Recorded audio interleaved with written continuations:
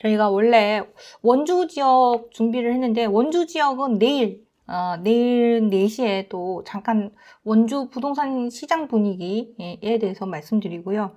네, 오늘은 FOMC에 대해서 좀 살짝 말씀드리고 네, 방송 마치도록 하겠습니다. 중요한 얘기니까 네, 잘 들어주시기 바랍니다. 왜냐하면 이제 오늘 FOMC 이거 발표하는 것 때문에 어떤 분들은 전문가분들이 막 새벽에 잠도 안 자고 그걸 보고 네, 완전히 다크서클이 막 완전히 목 아래까지 이렇게 내려올 정도로 잠을 안 자고 그걸 보고 발표를 하시더라고요. 그 발표 난 걸 보고 막 이렇게 설명을 하시더라고요. 근데 저는 좀 찬찬히 살펴보고 여기 담긴 깊은 속내는 무엇일까 해서 그래서 오늘 좀 면밀히 좀 살펴봤습니다. 자, 면밀히 살펴봤는데 요런 깊은 뜻이 있고 그리고 우리나라가 거기에 대해서 어떻게 대응할 것 같다 이런 생각이 들거든요. 네, 그래서 좀 들어주시면 네, 좀 도움이 많이 될 것 같습니다. 자, 그러면은 제가 또 인사를 드려야 되겠네요. 자, 안녕하세요. 부에 관한 모든 지식 부파TV MC 파로스입니다. 자, 오늘 새벽 연준이요. 자, 이틀간 FOMC 정례 회의 뒤 성명에서 기준금리인 연방기금금리를 5.25에서 5.50%로 유지시키기로 결정했다고 발표했습니다. 자, 많은 전문가분들이 그 금리를 동결을 할 거야. 요 정도는 네, 다들 이제 확신한다. 이렇게 말씀들을 많이 하셨고요. 근데 이제 앞으로 금리를 내릴 수 있을까? 그 부분에 대해서 좀 회의적으로 좀 봤는데요. 자, 근데 오늘 그 발표에서 좀 금리를 앞으로 내릴 수도 있다는 이런 뉘앙스가 지금 담겨 있습니다. 자, 그래서 오늘 제목으로 조만간 네, 금리 인하할 수 있을까? 자, 다들 금리가 오히려 엄청나게 인상할 수도 있다. 거기에 대한 염려와 걱정이 컸는데 다행히도 고공행진하던 물가마저도 드디어 내려가고 있습니다. 자, 그러한 상황에서 연준이 연방기금 금리를 동결하기로 5.25에서 5.50%로 유지하기로 결정했다고 발표를 했습니다. 자, 6월부터는 현재의 대차 대조표 축소, 즉 양적 긴축 속도를 줄이기로 결정했다고 합니다. 그러니까 긴축한다는 거는 물가 잡기 위해서 그 시중에 이제 풀리는 돈을 끌어당기는 그런 이제 정책을 이제 펼치는 부분이 긴축이거든요. 근데 그 양적 긴축 속도도 줄이겠다라고 발표를 했습니다. 그래서 성명서 내에 2% 인플레이션이 목표이긴 한데 인플레이션 목표에까지는 아직 가지는 않았지만 이제 금리 인하에 대한 부분으로 발표를 좀 했으면 좋겠긴 하지만 아직 목표를 향한 추가 진전은 부족하다. 그러니까 금리 인하를 할 수 있는 그 목표치는 아직 부족하다. 이런 문구는 또 새로 추가됐다고 하네요.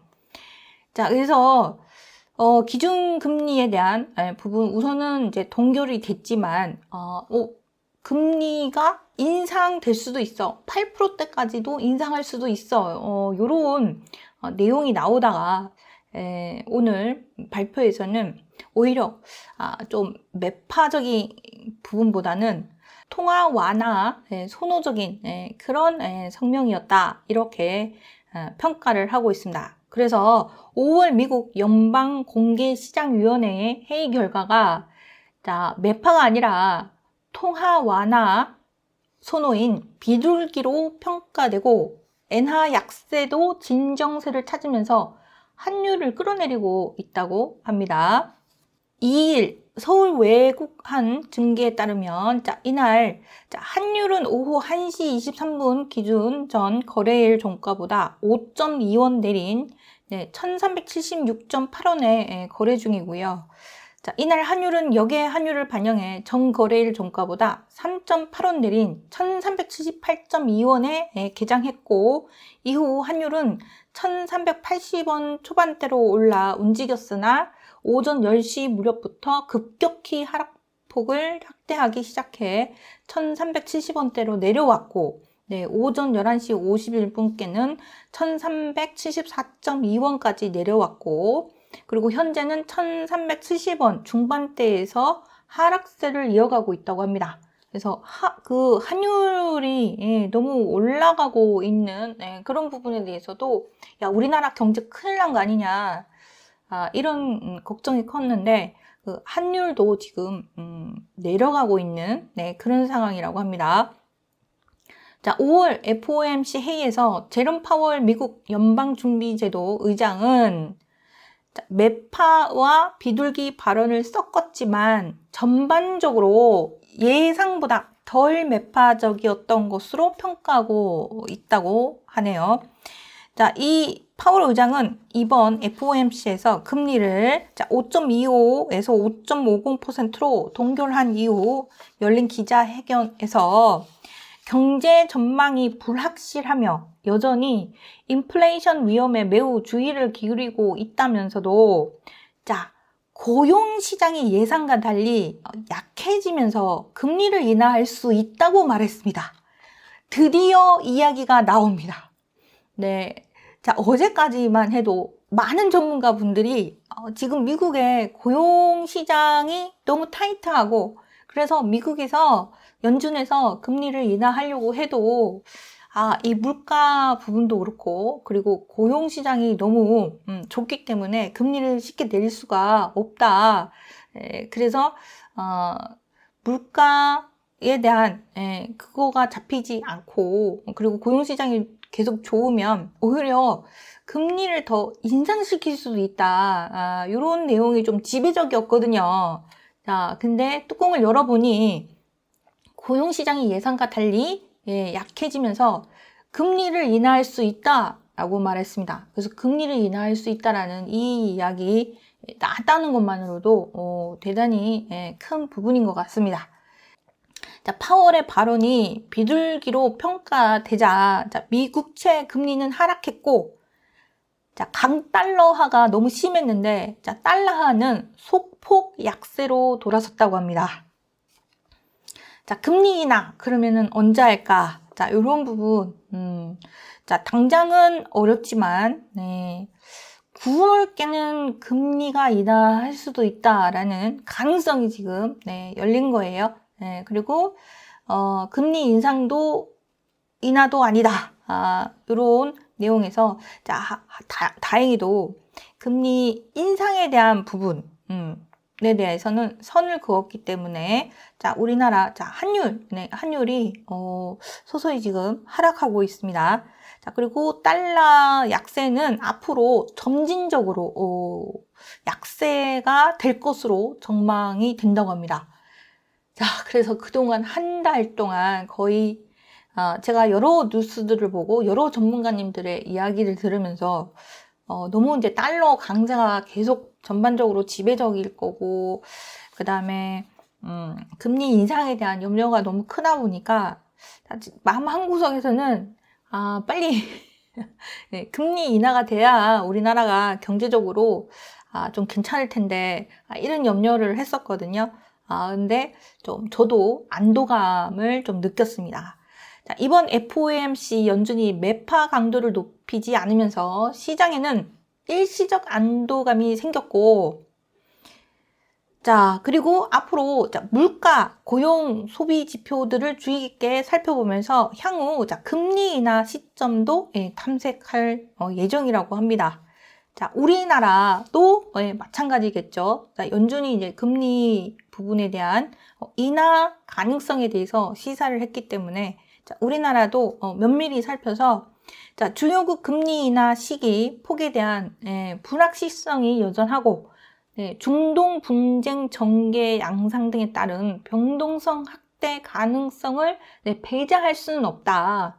하지만 다행히도 우리나라가 지금 좀 상황이 좀 좋다고 합니다. 또 이걸 또 믿을 수는 없다 이렇게 얘기를 하시는 분들도 계시는데요. 최근 국내 금융 시장의 경우 중동 긴장 고조 등으로 주가와 환율 등 변동성이 다소 확대됐으나 다행히도 외국인 증권 자금 순유입이 지속되고 자금 시장에서도 신용 스프레드 축소가 이어지는 등 비교적 안정된 상황이라고 밝혔습니다.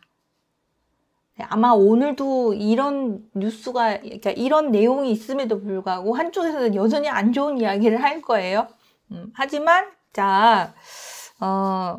우리나라 정책에 대한 주요한 정책을 펴는, 이 김주영 금융위원장, 이복현 금융감독원장, 요상대 한국은행 부총재 등이 참석해서 간밤 미 FOMC의 기준금리 동결에 따른 국내외 금융시장 영향을 점검하고 대응 방향을 논의했다는 내용에서 이 내용이 나온 거예요.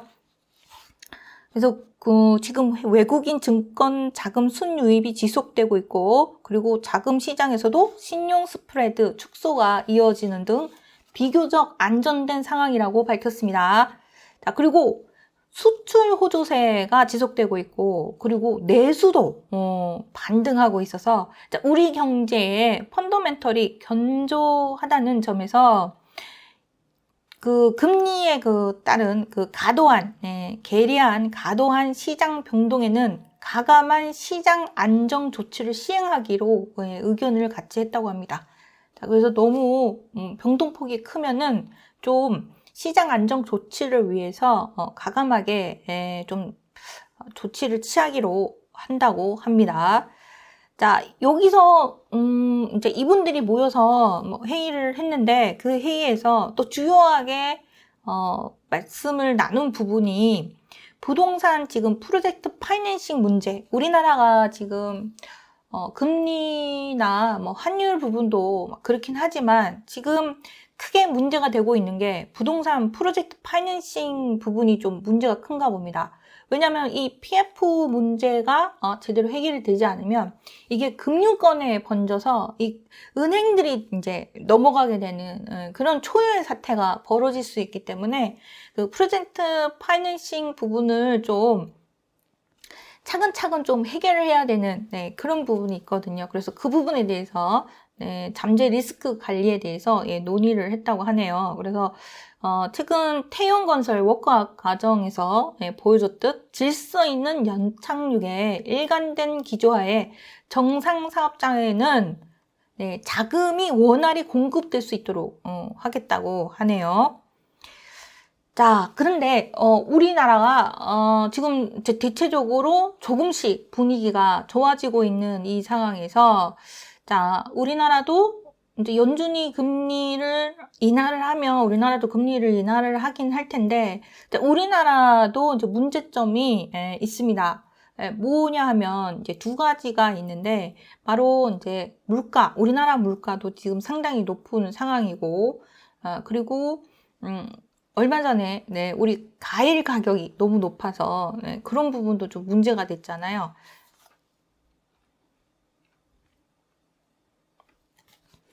자, 금리 인하 언제 할까?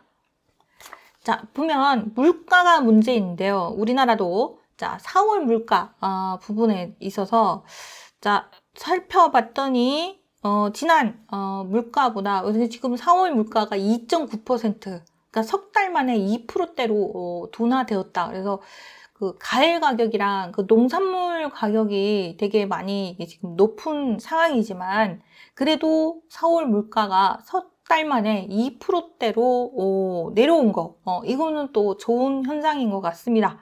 그래서 물가가 너무 높아서 우리나라도 금리를 쉽게 낮출 수 있는 상황이 안 된다. 그래서 물가에 대한 부담이 컸는데 자, 그래서 4월 물가 2.9%대, 드디어 2%대로 내려왔고요. 자, 그러한 데다가 지금 이제 유가 부분이 있는데요. 지금 근원 둔화에도 중동 리스크발 석유류 값이 변수다 이런 얘기가 나요. 그래서 유가도 떨어져야 된다라는 얘기거든요. 그래서 유가에 대해서 또 살펴봤는데 자, 국제유가, 자, 원유 재고 증가 등에 하락하고 있다고 합니다. 제가 이 부분은 말씀을 드렸던 것 같아요.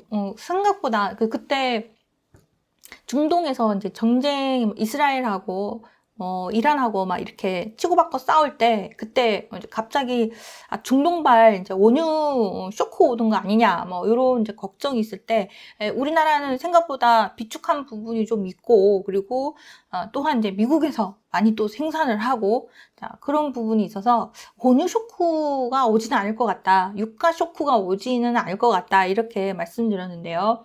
자, 2024년 5월 2일 날 국제 유가가 하락을 했다라는 뉴스가 나오고요.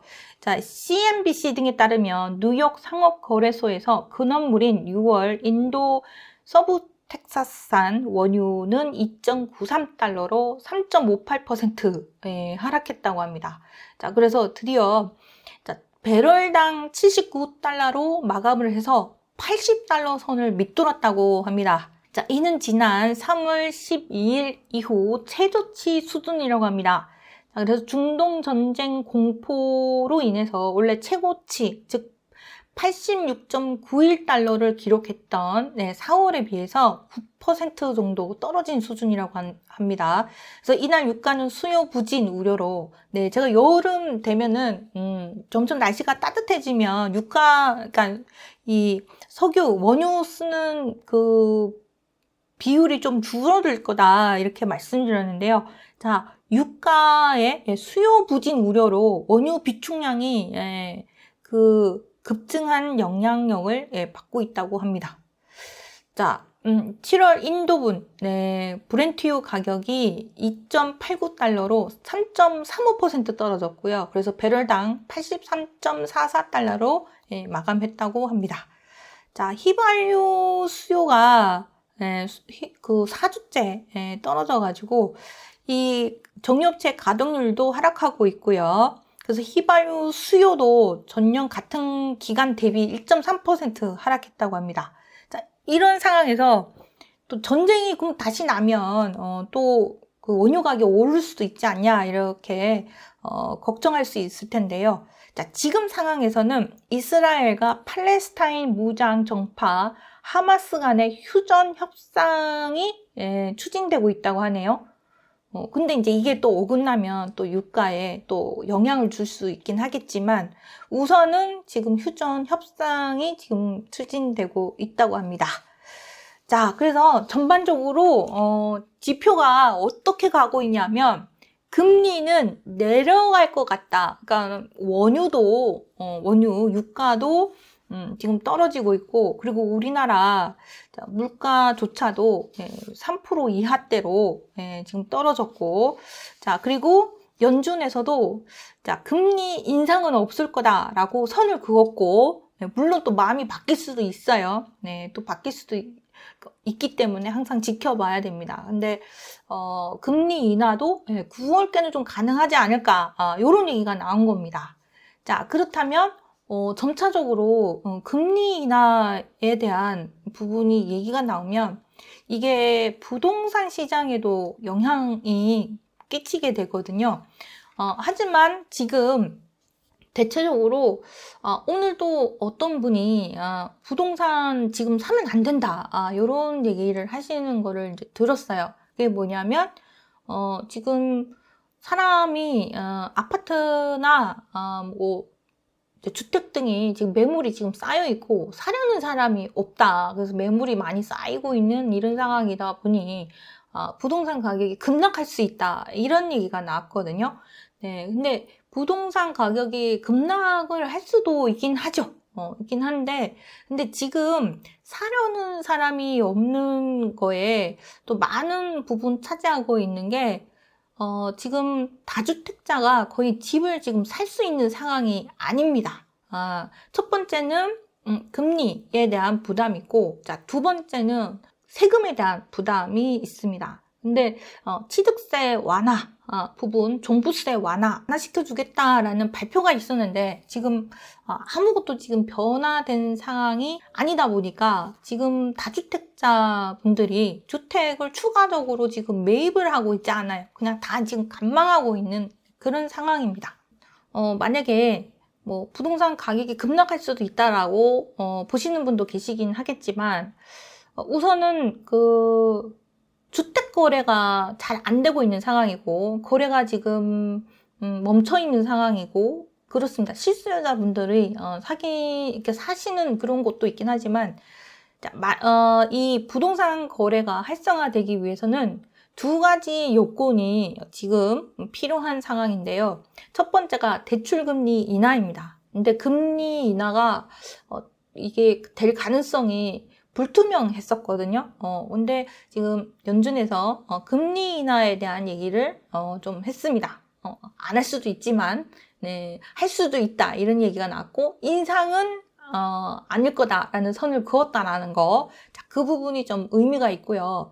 자, 그런데 그것만 가지고는 부족하고요. 부동산 거래가 활성화되기 위해서는 자, 이 다주택자에게 취득세 부분이라든가 종부세 부분이라든가 이런 부분에 대한 규제가 지금 아주 세게 지금 규제가 지금 적용되고 있거든요. 이러한 부분에 대한 정책이 바뀌지 않으면 좀 거래 활성화는 당분간은 좀 더디지 않을까 그렇게 봅니다. 자, 오늘은 네, 여기까지 말씀드려야 될 것 같습니다. 부에 관한 모든 지식 부파TV 네, 방송을 마치도록 하겠습니다.